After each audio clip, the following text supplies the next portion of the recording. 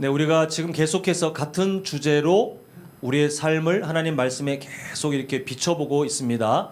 거짓을 이기게 하옵소서라는 이 큰 주제 안에 우리 안에 악한 마귀가 어디에 심겨나실지 모를 그 거짓들, 미묘하지만 하나님의 말씀과 분명히 다른 그 거짓들을 우리는 월요일부터 하루하루 계속 찾고 있고, 오늘은 우리 마음에 대한, 전체적으로 보면 우리 인생에 대한 잘못된 해석, 잘못된 시각을 우리가 오늘 말씀을 통해서 좀 발견하고 하나님이 무엇을 우리에게 말씀하시는지 좀 깨달아 우리가 은혜를 누리고자 합니다.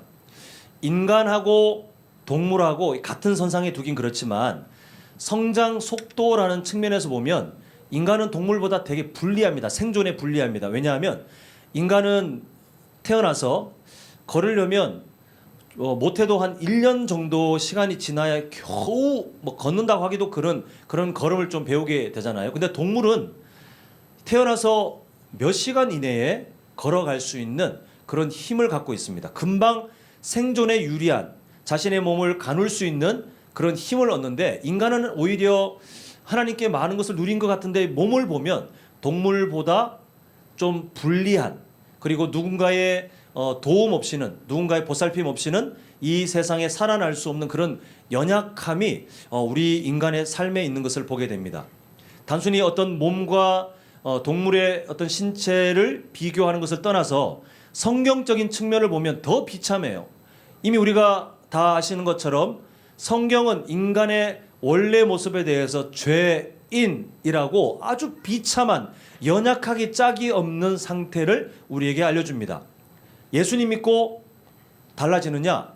달라지긴 하죠. 근데 예수님 믿고 달라지는 것은 법적인 지위가 먼저 달라지고 그 삶은 서서히 성장하는 거지, 예수님 믿게 되었다와 동시에 갑자기 우리의 모든 연약함이 벗어지고 우리가 예수님의 성품을 완전하게 닮아서 이 세상 가운데 정말 마치 작은 예수가 살아가는 것처럼 그렇게 살아가는 사람은 단 한 명도 없어요.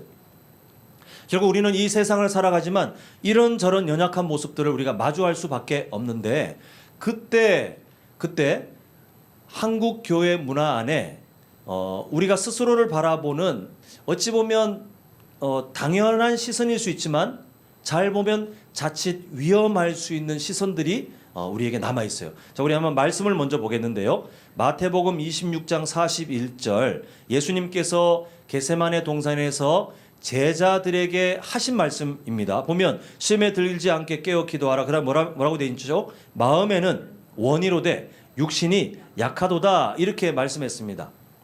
우리 성도님들은 그렇게 하셨는지 모르겠지만 이 말씀을 가지고 많은 기독교인들이 약간 농담 반 진담 반으로 어떻게 하냐면, 살아가다가 마음 같지 않게 참 신앙생활하기 힘들잖아요. 그리고 말씀에 순종하고 싶지만 실패할 때가 많이 있잖아요. 그때 마음은 원인데 육신이 약하여, 이렇게 말을 해요. 아니면 생각해요. 아니면 또 누군가를 위로할 때 어떤 사람이 막 낙심해가지고 나는 왜 이렇게 잘 예수님 믿는 게 어려운지라고 하면, 우리가 마음은 원인데 육신이 약해서 그러잖아요, 이렇게 하면서 위로하는 모습들을 보게 됩니다. 꽤 그럴싸하지 않습니까? 하나님께서 주신 말씀에 기록된 내용이고 무려 예수님께서 제자들에게 하신 말씀이기 때문에 이게 무슨 문제가 싶지만, 분명한 사실은 예수님 믿는 우리에게 하나님은 이런 마음을 가지신 적이 없는데 우리는 이 마음을 가지고 우리를 보게 되더라는 것입니다. 제가 새벽에 잠언 1장 말씀드릴 때 성경이 우리에게 가르치시는 지혜가 두 종류의 지혜가 있다 그랬습니다. 그래서 이 두 가지를 아는 것이 성경이 우리에게 알려주는 지혜인데, 첫 번째가 뭐죠? 기억나십니까? 누구를 아는 겁니까? 하나님을 제대로 아는 겁니다. 하나님을 정말 하나님답게 그 마음을 알아가는 것이 우리가 지혜를 배우는 거예요. 그래서 우리가 하나님의 말씀을 통해서든 아니면 여러 상황 가운데 하나님께서 나는 이런 하나님이다를 365일 계속해서 우리를 알려주실 겁니다. 언제까지? 우리가 세상 떠날 때까지 계속해서 깨닫게 하시고 알려주시고, 우리가 성경 66권을 달달 외워도 여전히 하나님의 마음을 깨닫지 못하는 연약한 우리에게 계속해서 하나님께서는 여러 상황을 통해서 말씀하실 텐데, 그 하나님을 알아가는 것이 첫 번째 지혜예요. 두 번째는 뭐였죠? 기억하십니까? 그 하나님 앞에서입니다. 그 하나님 앞에서 인간이 어떠한 존재인지를 깨닫는 것, 이게 지혜예요. 그러니까 성경은 우리가 어떤 사람인지를 알려줍니다. 그리고 우리와 함께 살아가는 이 사람들, 세상 사람들 다 포함해서, 우리 가족들 다 포함해서 그 사람들을 내가 갖고 있는 시각으로 쳐다보는 것이 아니라 성경을 통하여, 그 하나님의 마음을 통하여 딱 볼 때 보여지는 그 해석들이 바로 성경이 우리에게 알려주는 지혜이고, 동시에 우리 자신에 대한 시각도 성경은 하나님의 마음을 통해서 보여주십니다. 근데 오늘 성경이 알려주는 그 두 번째 지혜, 우리가 하나님 앞에 어떠한 존재인가라고 하는 두 번째 지혜의 측면에서 봤을 때, 마음은 원이로되 우리가 육신이 연약해서 잘 안 되지요. 우리가 늘 말씀에 순종이 잘 안 되지요 라고 우리가 농담 반 진담 반으로 말해왔던 이 말들이 하나님께서 우리에게 주시는 지혜와 다르다는 거예요. 이게 문제예요. 이게 악한 마귀가 우리에게 슬그머니 심어놓은 하나님의 말씀을 가지고 우리의 마음을 여기까지만 자라게 하고 더 성장해야 되는데, 이 정도에 그냥 멈추게 하는 변명거리를 우리 성도님들에게, 아니면 우리 한국교회에 심으려고 많이 노력해놨는데, 성도님들이 이 마음을 갖고 계신지 모르겠지만 혹시라도 앞으로라도 악한 마귀가 우리를 유혹할 수 있기 때문에 오늘 말씀을 통해서 좀 봤으면 좋겠습니다. 자, 오늘 성경이 우리에게 대하여 너희들은 이런 존재다, 이런 모습이다, 이런 사람이다 라고 알려주시는 것들 중에 아주 핵심적인 거 세 가지를 먼저 좀 정리해야 되겠어요. 이게 우리에게 먼저 필요한 것 같습니다. 자, 요한일서 5장 19절 우리 말씀을 통해서 한번 보겠습니다. 요한일서 5장 19절 화면 보시면, 또 아는 것은 한 다음에 우리에 대해서 뭐라고 성경은 설명하고 있습니까? 우리가 누구에게 속해 있어요? 예. 자, 여기에는 단서가 붙습니다. 뭐냐 하면, 첫 번째, 예수님을 믿는 사람. 두 번째, 근데 아무리 연약해도예요. 예수님을 믿는 사람들은 무조건 그 사람이 잘나서가 아니고 누구에게 속해 있어요? 하나님께 소속된 사람이다라고 성경이 아예 선언해버렸어요. 근데 단서, 두 번째 단서, 우리가 아무리 연약해도 하나님은 우리에 대해서 이렇게 아예 분명하게 선언하셨다는 것입니다. 우리가 구원에 대해서 제가 여러 번 설명드렸는데, 구원에 대한 개념을 잘 이해하려면 어디에 소속되어 있었는가, 또 지금은 어디에 소속되어 있는가를 잘 이해하시면 헷갈리지 않아요? 이거 헷갈리면 괜히 이단에 빠지거나 아니면 하나님께서 구원을 통해 우리에게 주시는 풍성한 은혜들이 있는데 전혀 못 누리고 맨날 죄책감이 찌들어가지고 아니면 패배자로 살면서 하나님께서 주시는 정말 복된 삶을 누리기보다는 그림자에 갇혀 살 수 있기 때문에 항상 조심해야 되는데, 구원은 우리가 원래 어디에 소속되어 있습니까? 죄의 나라에 어떤 왕을 섬겼냐 하면 죄를 섬겼던 사람이에요. 예수님 믿기 전에. 근데 예수님께서 출애굽 때 이스라엘 백성들을 단번에 구원하신 것처럼 그 마지막 10번의 재앙을 통해서 단번에 구원하셔서 출애굽시키신 것처럼, 연약한 우리가 그렇게 비참한 존재일 때 예수님의 십자가 사랑을 통해서 우리 머리를 탁 잡고 끌어 단번에 어디로 옮기셨냐 하면 하나님께로, 하나님의 나라로, 의의 나라로 우리를 소속시켰어요. 근데 하나님께서 우리를 소속시킬 때에 죄인은 무슨 수를 써도 하나님께 소속이 불가능합니다. 그래서 하나님께서 하신 일이 뭐냐 하면, 우리의 현재 상태는 구원은 받았으나, 지금 우리가 그런 것처럼요, 구원은 받았으나 여전히 예전에 연약한 죄의 습관들이 남아있는 상태이기 때문에 그 상태를 가지고 죄인이냐 의인이냐를 보면 다 우리는 하나님께 소속되는 게 불가능이기 때문에 하나님께서 하신 것이 뭐였죠? 우리를 그 하늘나라의 법정에서 예수님의 십자가 보혈의 능력을 따라 우리에 대해서 하나님이 법정의 그 망치를 3번 땅 두드리면서, 지금부터 내 아들 예수 때문에 권혁규 목사는 의인이야. 마귀가 옆에서 하나님, 저 목사가 무슨 의인 자격이 있습니까? 오늘도 실패하고 어제도 실패하고 내일도 실패할 텐데요 라고 해도 하나님께서는 내 아들 예수가 저 권혁규 목사의 모든 죄를 이미 다 씻었으니 이제는 법적으로 권혁규 목사는 의인이다 라고 선언해 버리셨어요. 하나님 나라에 소속될 수 있는, 아니 하나님께 속할 수 있는 존재는 의인밖에 없는데 하나님께서 아예 우리를 그렇게 만들어 버리셨다는 것입니다. 이게 오늘 요한일서 5장 19절에 말하는 우리는 하나님께 속하고라고 하는 짧은 문장에 있지만, 이것을 이루기 위해서 하나님께서 하신 그 일이 바로 예수님의 십자가 사랑을 통해서 소속을 죄에게 소속된 사람이 아니라 하나님께 속한 사람으로 완전히 바꿨는데, 이 하나님께 속했다는 말을 다르게 말하면 하나님의 사람이 되었다입니다. 자, 오늘 우리가 세 가지 문장을 기억하셔야 되는데, 첫 번째 문장이에요. 뭐가 되었다고요? 하나님의 뭐가 되었어요? 사람이 되었다. 자, 시작. 하나님의 사람이 되었다. 네, 지금 요거부터 해서 세 가지 내용을 우리 마음속에 새기셔야 되는데, 이게 왜 새게 되냐면 마귀가 뭔 유혹을 하든, 마귀가 어떤 말을 하든, 심지어 우리가 마치 겸손을 포장하여 막 우리를 자신을 끌어내리려는 노력이 생긴다 할지라도 이 세 가지 앞으로 우리가 하나님께서 너 이런 존재야 라고 알려주시는 그 내용에서 출발해야 돼요. 절대로 내가 만든, 인간이 만든 포장된 겸손으로 우리를 해석하면 우리는 다 실패자예요. 첫 번째, 우리는 어떤 존재라고요? 하나님의 사람입니다 라고 하는 이것입니다. 자, 한번 저를 따라합니다. 나는 어제도 부족했고 오늘도 부족했고 내일도 부족하겠지만, 자, 읽습니다. 시작.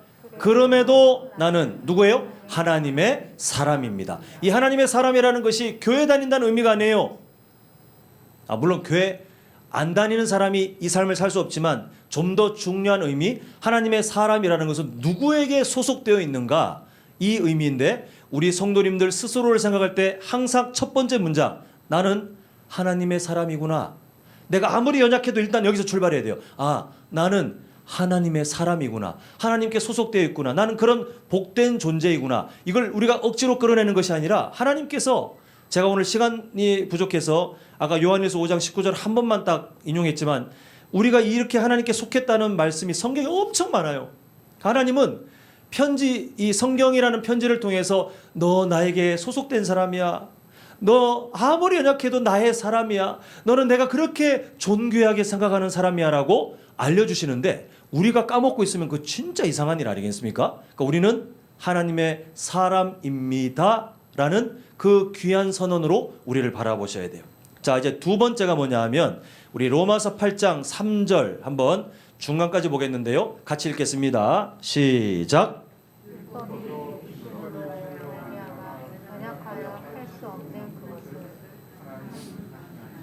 자, 이제 우리 현재 상태를 한번 보자고요. 우리 성도님들 지금 매일마다 악한 마귀의 거짓말을 이깁시다 라고 하면서 우리가 찬양하고 말씀 함께 나누고 기도하고 하는 참 은혜의 시간을 함께 누리고 있는데, 자, 한번 잘 여쭤볼게요. 어제 한 8시 한 20분에 기도 끝마치고 다 댁에 돌아가신 다음에 오늘 7시에 시작하기 전까지 시간 동안에 우리 성도님들 완벽한 경건을 딱 완성하고 오신 분 계십니까? 아니면 어느새 나도 모르게 하나님의 마음을 잊어버리고 다른 것을 더 중요하게 생각하고 그렇게 또 다시 우리의 연약함이 드러난 그런 인생을 사셨습니까? 우리는 하나님 앞에 완벽한 수준을 살 수 없는 상태인 것이 맞습니다. 그게 바로 율법이 육신으로 말미암아 연약하여 할 수 없는 그것이에요. 사람이라는 상태 자체가 잘 봤더니 아무리 봐도 그 사람 자체가 무능하여, 그리고 죄의 습관들이 남아 있어서 인간의 상태 그 자체만 보면 하나님께서 기뻐하시는 선한 일을 스스로 찾고 또한 그것을 지속적으로 유지할 수 있는 능력이 없어요. 그게 바로 연약하여 할 수 없는 그것입니다. 하나님을 기쁘시게 하는 선한 삶, 이게 안 된다는 거예요. 아까 전에 우리가 문제로 삼고 있는 마음이 원이로되 육신이 약하여 안 된다라고 우리가 변명 삼아 말하듯이 농담 반 진담 반 생각했던, 우리 그렇게 한계를 그렇게 정리했던 그 말씀과 똑같은 거예요. 근데 하나님께서는 이것을 어떻게 말씀하시냐 하면 예수님 믿기 전 상태를 말합니다. 근데 하나님께서 우리를 이렇게 가두길 원치 않으셨어요. 자, 4절 보겠습니다. 4절 함께 읽겠습니다. 시작. 육신을 따르지 않고 그 영을 따라 행하는 우리에게 뭐가 이루어져요? 율법의 요구가 이루어지게 하려 하심이니라 이렇게 말씀하고 있습니다. 자, 아까 3절 중반까지 봤을 때는 인간의 부정적인 상태가 나왔죠. 율법이 요구하는 것을 못해 이렇게 말했습니다. 너희들은 율법이 요구하는 것을 원래 못하는 존재였어. 근데 하나님께서 뭐라고 말씀하시냐면 이제 4절에 와서 그 영을 따라 행하는 누구에게요? 예, 우리예요. 우리에 대한 해석을 성경을 통해서 봅니다. 예수님 믿고 있는 우리에 대해 하나님께서 말씀하시기를 영을 따라 행하는, 또 이렇게 말하면 또 겸손하신 분들은 제가 오늘 하루를 살아보니 성령 하나님을 따른 것 같아요. 자, 맞습니다. 우리가 그 하나님의 인도하심에 순종을 못한 부분들이 있겠지만 여기서 말하는 영을 따라 행한다는 것은 큰 방향을 말해요. 제가 첫째 날 둘째 날마다 계속 강조했던 그 큰 방향을 말해요. 우리가 순간순간마다 실수하겠지만 만약에 악한 마귀가 갑자기 우리 귀에 속닥속닥 하면서 야, 너 오늘부터 말씀 읽지 마. 성령이 가르치는 방향과 반대로 말하면 다 아시잖아요. 그게 잘못됐다는 거 아시고 그걸 따라가지 않을 거예요. 왜냐하면 우리는 영을 따라 행하는 사람으로 이미 우리가 하나님의 나라에서 그렇게 출발했기 때문에 그렇습니다. 그래서 우리가 아무리 겸손하게 그렇게 스스로를 바라보시는 건 좋겠지만 성경이 우리에게 말하는 것이 뭐냐 하면 우리는 성령을 따라 행하는 사람이 이미 되었어요. 그렇게 출발해서 걸어가고 있어요. 그리고 그렇게 되었더니 우리에게 율법의 요구가 이루어지게 하려 하심이니라. 하나님께서 기뻐하시는 선한 것들을 찾아 살아가는 삶을 살 수 있게 하려 하심이니라 이렇게 말씀하고 있어요. 자, 우리 자신에 대해서 오늘 세 가지 문장을 기억해야 된다고 했습니다. 첫 번째, 아까 전에 본 바와 같이 우리는 누구라고요? 하나님의 사람입니다. 근데 여기서 멈추지 않고 하나님께서 말씀을 통해서 지금 해결책을 주셨는데 너희들은 나의 사람인데 그 상태로는 선한 일을 할 수 없으니 내가 너희들에게 성령을 부어주리라. 예수님 믿는 너희들에게 성령과 함께 동행하도록 너희들 삶 가운데 임재하게 하리라 라고 하셨어요. 그래서 이 성령 하나님을 왜 우리에게 주셨냐 하면 우리는 연약해요. 맞아요. 마음이 원이로되 육신이 약하여 할 수 없는 그런 근본적 연약함이 있는데 성령 하나님이 능력이 되셔서 우리를 끌고 가시는 거예요. 지금까지 살아오시면서 하나님을 기쁘시게 한 일이 있으실까요? 없으실까요? 분명히 있죠. 분명히 있어요. 예배하는 그 선택들 하실 때마다 또 때로는 상상도 못했지만 우리 성도님들이 살아가시면서 자신의 소욕을 따르지 않고 하나님의 말씀에 이끌려 때로는 감정을 다스리거나 말을 조심하거나 아니면 어떤 어려운 사람에게 위로의 말을 건네거나 할 수 있는 수많은 선택들 가운데 하나님을 기쁘시게 하는 일들을 하셨을 거예요. 이때 어떤 질문이 던져지냐면 우리 성도님들이 원래 태어나기를 그렇게 잘나신 분들이라 그런 일을 하셨을까요? 아니면 우리 안에 계신 성령께서 우리가 그런 삶을 살 수 있도록 끊임없이 힘을 주시고 당겨주시고 우리에게 가르치셔서 가능한 걸까요? 전자입니까? 후자입니까? 예, 우리는 다 알아요. 후자예요. 바로 그게 우리에게 소망이 된다는 사실입니다. 마귀는 성령 하나님이 우리와 함께 계시고 하나님께서 우리에게 하나님의 영이 임재하셔서 우리를 돕도록 하셨음에도 불구하고 우리가 변명하게 만들어요. 아, 마음이 원이로되 육신이 약하여. 그러니까 이 정도도 그냥 이 정도로 사는 게 정상으로 받아들이도록 우리에게 거짓말을 던져놓고 있는데 하나님은 아니야, 너희들 그런 존재 아니야. 내가 너희들에게 내 영을 부어주고 성령 하나님이 너희들에게 능력이 되게 했는데 너희들 왜 그런 생각을 하니라고 하나님은 우리에게 가르치고 계십니다. 자, 그래서 두 번째 문장이 뭐냐 하면 저를 따라합니다. 하나님의 능력이 우리에게 있습니다. 네, 이게 우리에게 소망이 되는 두 번째 문장이에요. 첫 번째는 우리는 누구예요? 하나님의 사람입니다. 두 번째는 우리에게 뭐가 있어요? 하나님의 능력이 우리에게 있습니다. 이 두 가지 꼭 잊지 마시고 이제 마지막 세 번째입니다. 오늘 본문으로는 결론을 보겠는데 로마서 8장을 먼저 보고 보겠습니다. 로마서 8장 37절 한번 보시면 자 이렇게 합니다. 그러나 이 모든 일에 그 다음에 여기 중요해요. 우리를 사랑하시는 이로 말미암아 그 다음에 어떤 약속이 선언되고 있습니까? 우리가 넉넉히 이기느니라 이렇게 말씀하고 있어요. 무엇을 이길까요? 36절 한번 보겠습니다. 36절 보시면 제가 한번 읽겠습니다. 기록된 바 우리가 종일 주를 위하여 죽임을 당하게 되며 도살당할 양같이 여김을 받았나이다. 우리 인간의 원래 상태가 마음은 원이로되 육신은 약하도다. 이런 상태에 그냥 살았다면 종일 주를 위하여 죽임을 당하게 되는 절망의 상태, 그리고 도살당하는 양같이 정말 앞에 미래가 없는 그런 상황을 만났을 때 어떤 인생이 되냐면 실패예요. 그럴 수밖에 없어요. 절망을 만나면, 저런 절망을 만나면 우리는 다 실패할 수밖에 없더라는 것입니다. 근데 지금 뭐라고 약속하고 있었냐면 바로 앞에 있는 바로 뒤에 있는 37절을 보면 넉넉히 이기느니라. 죽임을 당하는 것 같은 엄청난 절망을 만나도, 그리고 우리가 도살당하는 양처럼 진짜 미래가 없는 그런 환경을 만난다 할지라도 그러나 우리는 넉넉히 이기느니라. 하나님의 사람답게 마음이 원이로되 육신이 약하여 안 되어가 아니라 마음이 원인데 육신도 강하여 이것을 넉넉히 이기게 되느니라라고 성경이 약속하고 있어요. 이게 우리에 대한 성경의 해석입니다. 우리가 아무리 막 우리의 연약한 모습들을 막 겸손이라는 포장을 막 뒤집어 씌워서 나는 안 돼요 하나님, 나는 안 돼요 라고 아무리 해도 하나님께서 우리 성도님들에게 말씀하시기를 넉넉히 이길 수 있느니라 라고 말씀하시는데 조건이 있어요. 자 37절 중간에 뭐라고 되어 있습니까? 우리를 사랑하시는 이로, 누구냐면 바로 하나님 아니십니까? 우리를 사랑하시는 하나님 때문에 우리는 넉넉히 이길 수 있다라고 말씀하고 계세요. 자, 우리가 세 가지 문장을 봐야 된다고 했습니다. 첫 번째, 우리는 하나님의 사람입니다. 두 번째, 우리에게 하나님의 능력이 우리 안에 있습니다. 근데 이런 의구심을 한번 가져봐요. 하나님께서 이런 약속을 주셨어요. 그런데 우리가 살아가면서 얼마나 하나님을 실망시킵니까?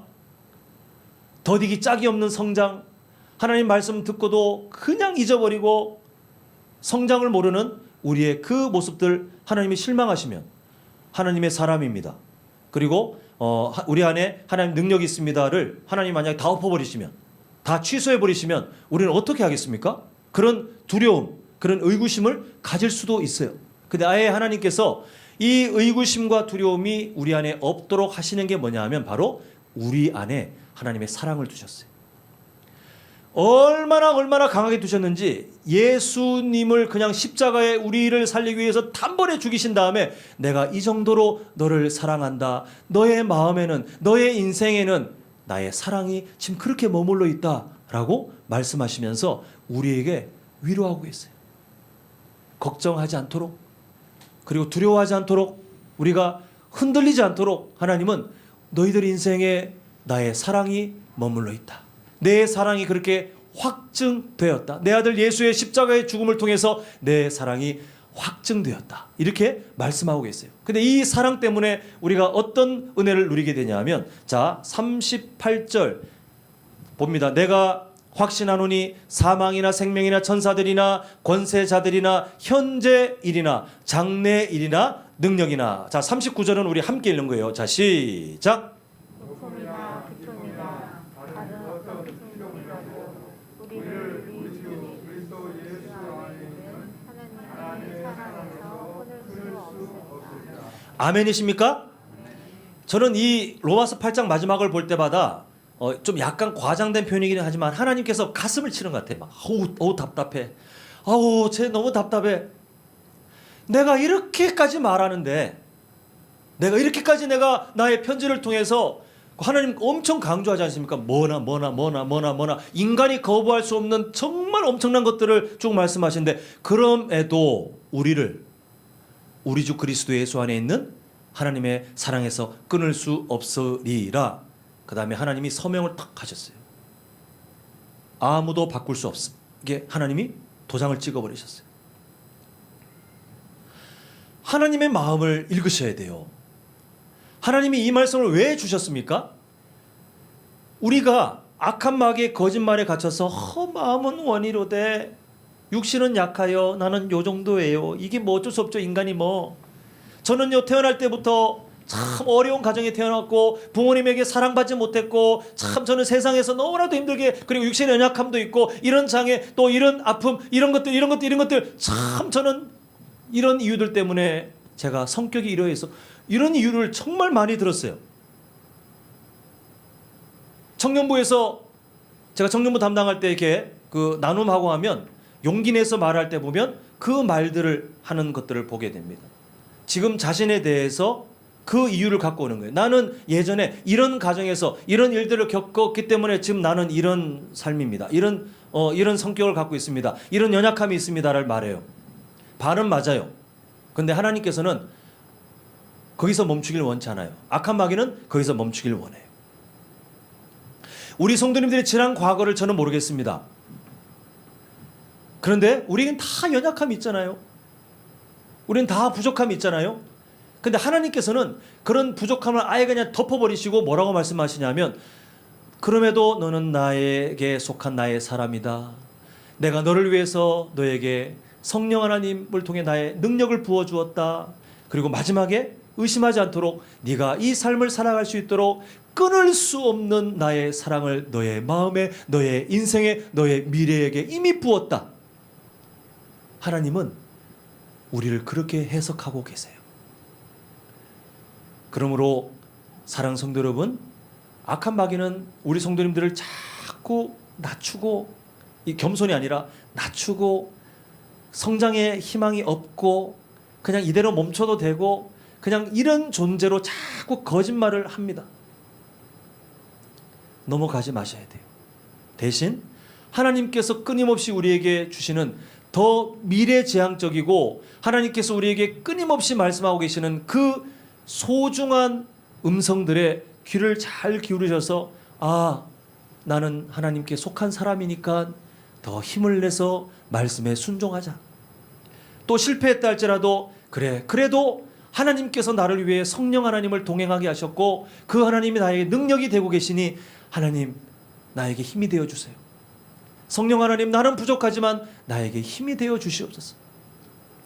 가끔 이런 반복되는 삶에 우리가 힘이 빠져도 그래도 끊어질 수 없는 하나님의 사랑을 이미 내 삶에 두셨으니 그 사랑을 나에게 예수님의 십자가 사랑을 통해서 확증해 주셨으니 내가 아무리 연약해도 그 사랑은 나를 떠나지 않고 지금도 나를 보듬고 계시니 하나님 나는 참 괜찮은 사람 같아요. 하나님 나는 하나님의 말씀에 순종하기에 포기하지 않을 만한 괜찮은 사람 같아요. 하나님 다시 힘을 내겠습니다. 다시 믿음의 현재를 살아가겠습니다. 이게 우리가 마땅히 해야 될 구원받은 사람의 모습이에요. 이제 말씀을 맺고자 합니다. 예수님께서 마음은 원이로되 육신이 연약하다라고 하셨던 그 제자들 맞아요. 그 삶이 맞아요. 그렇게 말씀하신 예수님이 거짓말한 게 아닙니다. 근데 중요한 사실이 뭐냐 하면 그 말씀을 들었던 제자들의 상태가 뭐냐 하면 아직 성령의 임재하심을 누리지 못했던 상태입니다. 근데 사도행전의 기록을 다 우리가 보지 않았습니까? 어떤 사람들이에요? 그 제자들은 예수님께서 약속하신 대로 성령 충만을 누린 다음에 마음이 원이로되 육신이 약하도다를 넘어버렸어요. 그 기록이 그 증거가 사도행전 아닙니까? 우리와 똑같은 사람들이에요. 우리가 똑같은 사람들이에요. 그 사람들이 왜 그렇게 귀한 삶을 살 수 있었고 나중에는 순교까지 감당하면서도 복음을 전했냐 하면 태어나기를 아예 다르게 태어난 사람들이 아니라 우리와 다 똑같아요. 그러나 하나님의 사람이었고 하나님의 능력이 함께 있었고 하나님의 끊어질 수 없는 사랑이 그 인생 가운데 있었더니 초대교회의 아름다운 역사들을 써내려갔고 그리고 그 극심한 핍박 중에서도 복음을 버리지 않고 믿음의 삶을 살아가게 되는 것을 보게 되는데 이게 바로 하나님께서 우리에게 주시고자 했고 또 이미 주셨고 앞으로 계속해서 만들어 가실 완성을 향해 살아가는 그런 삶입니다. 자, 우리 한번 정리해 보겠습니다. 자, 우리는 어떤 사람이에요? 세 가지 문장입니다. 자, 시작. 쭉 읽습니다. 시작.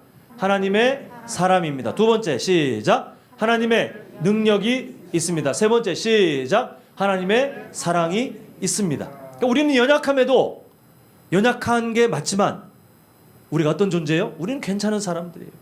누구 때문에요? 하나님 때문에. 이 하나님의 마음을 통해 스스로를 보셨으면 좋겠습니다. 아, 목사님, 근데 이렇게 하면 그냥 막 죄를 지으려고 하지 않을까요? 아, 천만의 말씀이에요. 이렇게 진짜 우려하는 청년을 봤어요. 그런데 정말 그 안에 예수님을 향한 믿음이 있고 성령께서 함께 하시는 사람 있잖아요. 연약함이 아직 남아있다 할지라도 일부러 나 하나님의 사람이래, 변치 않는데 능력이 있대, 하나님 내 사랑 끊어지지 않는데 마음대로 죄를 지어하지 못해요.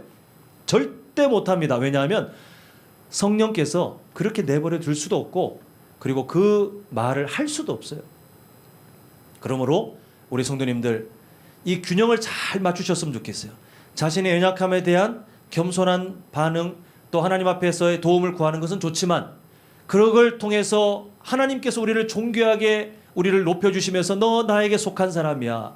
나 너에게 하나님의 나의 능력을 줬어. 난 너에게 이미 풍성한 나의 사랑을 줬어. 넌 그런 존재야. 내가 그렇게까지 사랑하고 있는 사람이야 라고 하는데 마귀의 거짓말에 갇혀가지고 나는 안 되나 봐. 마음이 원이로 돼. 육신은 약한 존재야. 난 어차피 실패할 거야. 나는 그냥 이렇게 살다 죽는 거야.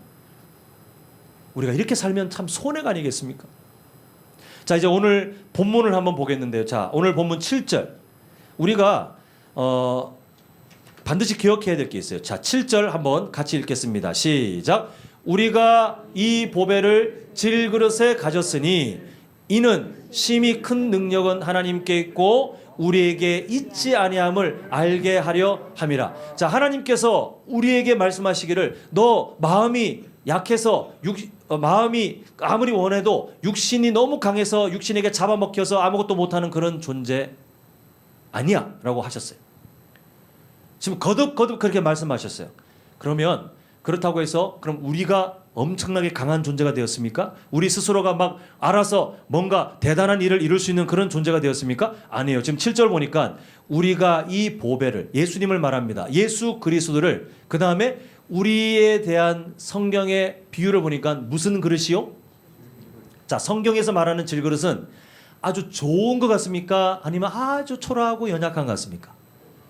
예, 초라하고 연약한 거예요. 이미 지금 다 잘 읽으신 것처럼 우리의 현재 상태를 뭐라고 말씀하시냐면 너희들 원래는 질그릇처럼 참 보잘것없고 그냥 깨어지기 쉬운 그런 존재이나 그런데 누구를 가졌어요? 예수님을 가졌더니 그 다음에 우리에게 일어난 그 놀라운 일. 자, 그 이후에 보니까 7절 뒤에 보시면 이는 심히 큰 능력은 누구에게 있어요? 우리에게 있는 게 아닙니다. 심히 큰 능력은 하나님께 있고 우리에게 있지 아니함을 어떻게 하려요? 알게 하려 함이라. 우리가 어떤 존재냐면 그것을 알리는 삶이에요. 살아가는데 우리가 흔히 보기에 우리 다 연약하게 보이고 우리가 부족한 게 보이는데 나중에 잘 보니 그 사람의 삶 가운데 질그릇 같은 그 사람의 우리 성도님들의 삶 가운데 보배 같은 예수 그리스도께서 함께 계심을 통하여 그 사람은 연약하지만 하나님의 능력이 나타나요. 예수님의 향기가 나타나요. 그 사람이 점점 성장함을 통하여 다른 사람들이 저 사람 뭔가 다르다. 저 사람 뭔가 다르다. 삶을 통해 여전히 우리는 질그릇 같은 존재 같지만 그러나 크신 능력은 하나님께 있음을 우리가 우리의 삶을 통해 나타내게 되더라는 것입니다. 자, 그 뒤에 이어지는 놀라운 약속이 있습니다. 자, 8절 9절 보시면 우리가 사방으로 우겨싸움을 당하여도 쌓이지 아니하며 답답한 일을 당하여도 낙심하지 아니하며 박해를 받아도 버림바 되지 아니하며 거꾸로 뜨림을 당하여도 망하지 아니하고 이렇게 말하고 있는데 악한 마귀가 거짓말합니다. 너는 우겨싸움을 당할 정도로 약하고 답답한 일을 만날 때 낙심할 것이고 박해를 받으면 버림받은 인생이나 마찬가지고 거꾸로 뜨림을 당하면 망한 인생이야 라고 우리에게 거짓말을 합니다. 짧게 말하면 마음이 원이로되 육신이 안 되는 인간이야 너는. 이렇게 우리를 정죄하고 우리를 가둡니다. 근데 하나님께서 뭐라고 말씀하셨어요? 그렇게 되지 않는다. 그런 어려움들과 고난들을 당할 때에 예전 원래 상태라면 질그릇과 같은 상태로 머물러 있다면 안 되지만, 그러나 이렇게 되지 않는다. 그 이유가 바로 뭐냐 하면 10절 보겠습니다. 10절 우리 한번 같이 읽겠습니다. 시작. 우리가 항상 예수의 죽음을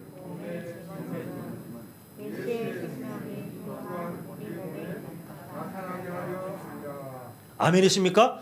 자, 이제 하나님께서 우리에게 갖고 계신 마음을 잘 정리하셔야 되는데요. 세 가지 문장을 기억하도록 하겠습니다. 우리는 어떤 존재입니까? 하나님의 사람이에요. 두 번째 뭐죠? 우리 안에 하나님의 능력이 이미 있어요. 세 번째 뭐죠? 끊어질 수 없는 하나님의 사랑이 이미 우리에게 막 부어졌어요. 근데 그렇게 만들어서 우리가 원래는 할 수 없지만 그러나 할 수 있도록 하나님의 말씀을 향해 자라갈 수 있도록 이미 모든 상황과 환경과 도움과 그 길을 열어놓으신 하나님께서 꿈꾸시는 바가 뭐냐 하면 예수의 생명이 또한 뭐에 나타나게요? 자, 오늘 문제 삼았던 그 말씀과 비교해 보십시오. 악한 마귀는 거짓말합니다. 마음은 원이로되 뭐가 약해요? 우리의 육신이 약하여. 마음은 원이로되 우리의 육신이 약하여 우리는 안 돼. 근데 하나님의 꿈은 그게 아니에요.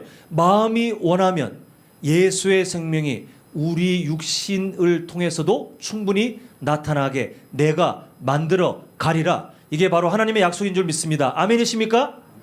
이게 우리가 바라봐야 될 성경을 통한 우리에 대한 해석이에요.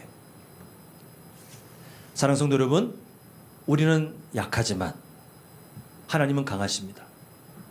우리는 미련하지만 하나님은 지혜로우세요. 따로 떨어져 있는 이 말이 아니라 하나님은 그렇게 역사하십니다. 우리가 부족한 것 같지만 하나님은 이미 함께 하시면서 우리를 통해 하나님의 능력과 하나님의 지혜와 하나님의 영광을 나타내겠다고 선언했기 때문에 우리가 앞으로 우리 자신을 보면서 우리는 마음은 원이로되 육신이 약하여 안 돼? 이렇게 생각하시면 돼요, 안 돼요? 안 돼요. 이건 악한 마귀의 거짓말에 넘어가는 거예요. 우리는 마음이 원하면 하나님의 말씀을 따라 마음에 우리도 함께 원하면 하나님께서 우리의 몸을 통하여 우리의 삶을 통하여 우리의 행실을 통하여 예수의 생명이 또한 나타나게 하려고 이미 일하고 계시기 때문에 나는 할 수 있습니다 라고 우리가 하나님의 소망을 우리 삶에 담고 살아가는 것이 누구의 마음에 합해요? 하나님 마음에 합한 인생이에요. 자, 한번 한 손을 들어보겠습니다. 그리고 우리 가슴에 한번 올려보세요. 자, 저를 따라합니다. 저를 따라하실 때 그냥 권혁규 말을 따라하는 게 아니고 오늘 말씀을 담아 우리 성도님들 자신에 대한 그 바른 해석을 지금 마음에 새기는 거예요. 자, 저를 따라합니다. 나는 하나님의 사람이고 하나님의 능력이 있고 하나님의 사랑이 있기 때문에 나를 통해 예수님이 나타납니다. 다시 한번 나를 통해 하나님의 영광이 나타납니다. 다시 한번 나를 통해 하나님의 뜻이 이루어집니다.